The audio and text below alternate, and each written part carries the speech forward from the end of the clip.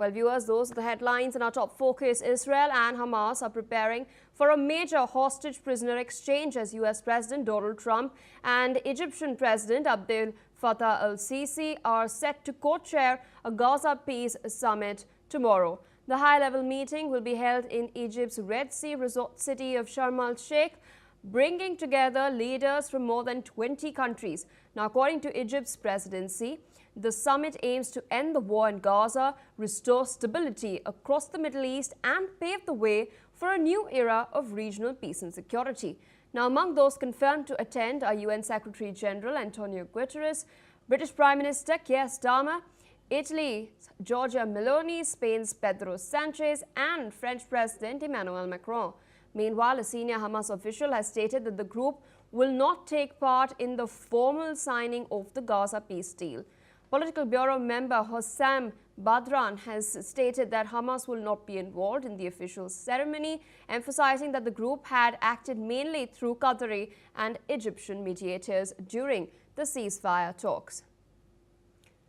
With us on the broadcast is Major General Dr. Rajan Kochar, Senior Strategic and Defense Expert, speaking to us from New Delhi. Good morning, sir, and thank you for joining us on NewsX World. Landmark moment we're witnessing. Trump, of course, is going to be in Jerusalem very, very soon. He's slated to address the Knesset also, and then he'll be heading to Egypt to chair this very crucial summit. The big names, especially European leaders, will be also joining in. Hamas will not be directly involved, but we do know Egypt and Qatar, who've played a very crucial part in the negotiations, will also be there on the table. In light of what we've seen and what is expected, what major challenges do you foresee in the upcoming rounds of negotiations? Good morning, Pierre. Thank you for inviting me to this very important discussion. Major sticking points where, Hamas has not been included into the peace process for the subsequent phases like phase 1, phase 2. That was, I think, the most challenging to bring Hamas on board with regard to disarmament of Hamas. Because Hamas considers itself as the representatives of the people of Palestine, because Palestinian Authority is not accepted by the Palestinians as their spokesperson or their spoke leaders. So Hamas has taken a leadership role in this entire conflict, if you were to say, for about 2 years. And before that also Hamas was ruling Gaza for a number of years. So I think that was the major sticking point, that Hamas will not have any stake further in Gaza. And I still feel it will still remain a sticking point, because disarmament cannot happen one way. On one hand, you are saying that Hamas is going to be disarmed and all the weapons have to be handed over. On the other, you are not removing the Israel Defense Forces from Gaza. You are only moving them back to a predetermined line. So, which implies that the presence of IDF in Gaza is going to be there at all times, but presence of Hamas will not be there as soon as this peace process gets underway. So that is one big challenge. I still actually foresee that as a challenge. Second is, when you talk about a peace board, a board for peace, when you're talking about, it would be no great clarity so far has come out of it. Maybe this meeting of 20 leaders and the UN Secretary General will bring some clarity. This board of peace supposedly is going to be led by the President of the United States, which is not a normal kind of a thing, because President of the United States, he doesn't get into these board of peace unless he has a vested interest in Gaza.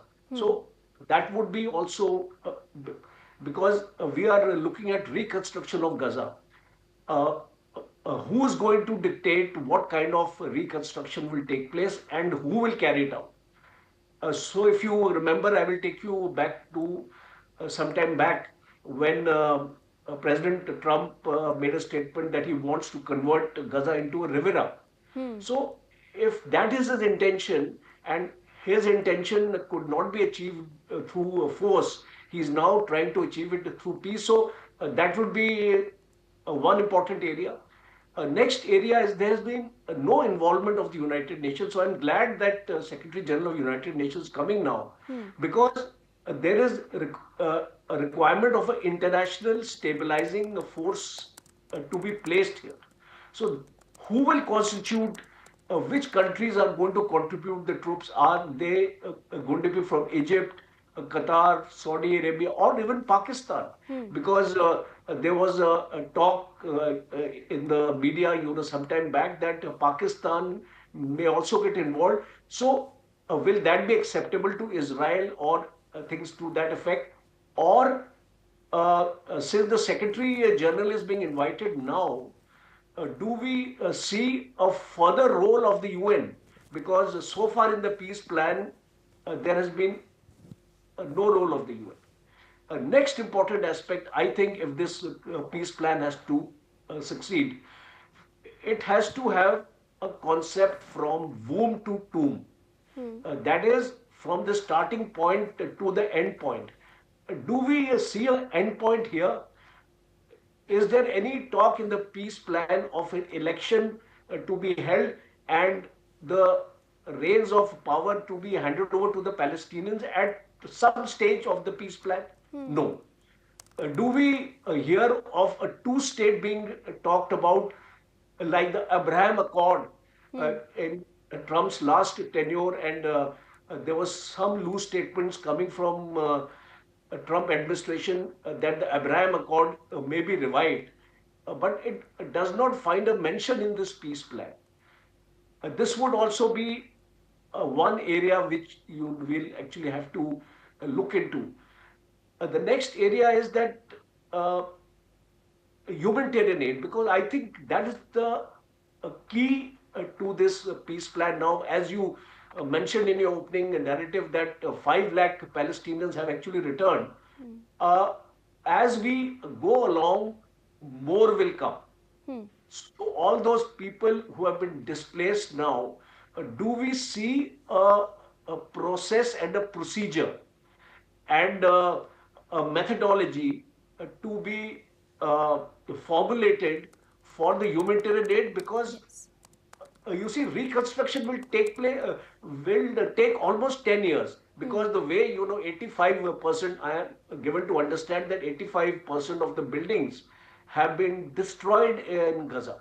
So in case you are thinking of a reconstruction, and this will include hospitals, schools, sewage system, electricity system, power system, everything it will include. So I visualize it's going to take 8 to 10 years. So in that 8 to 10 years, we would require more clarity that who is going to be in charge here?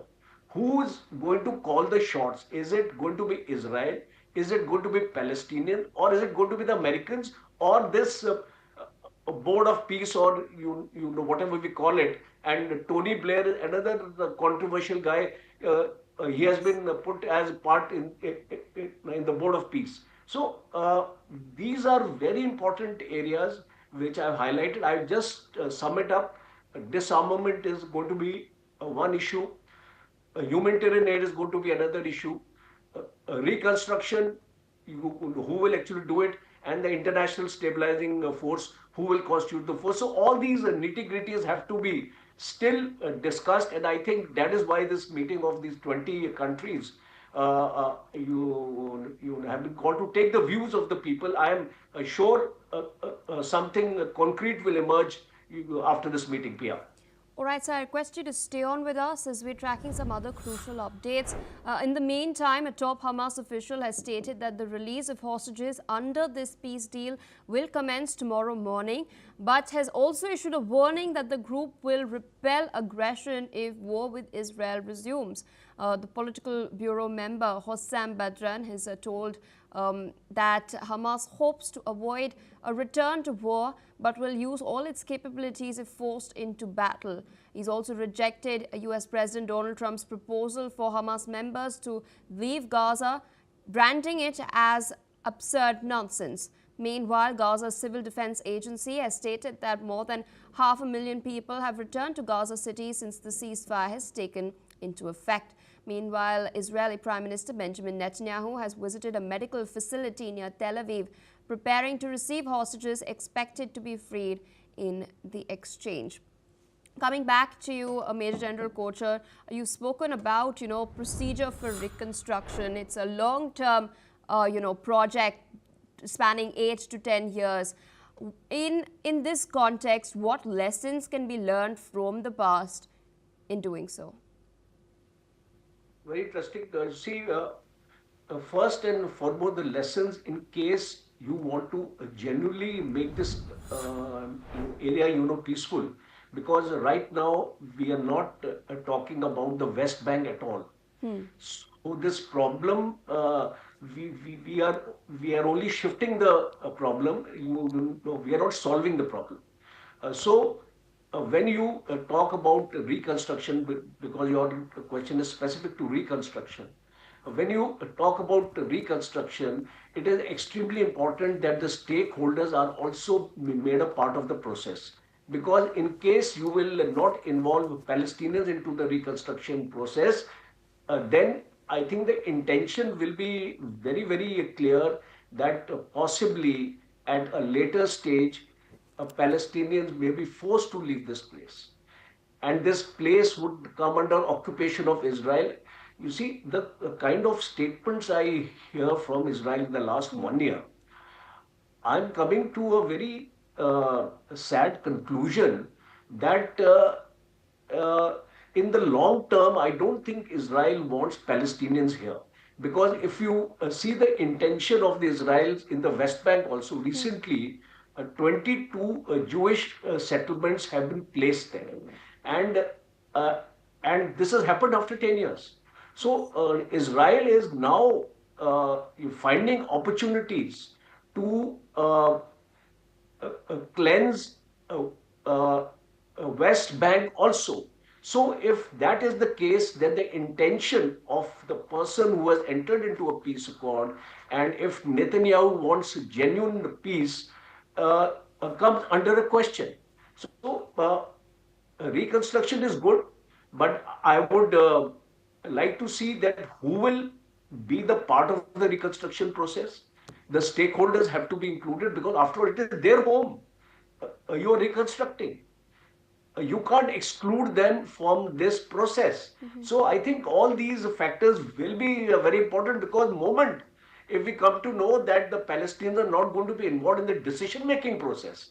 Because see, you can be part of a process, but you have to be part of a decision-making process in the power of authority in your peace board, in your board of peace, who is going to supervise this reconstruction. And that is why when I find the President of the United States heading this board of peace, I have my own misconceptions of this entire reconstruction process.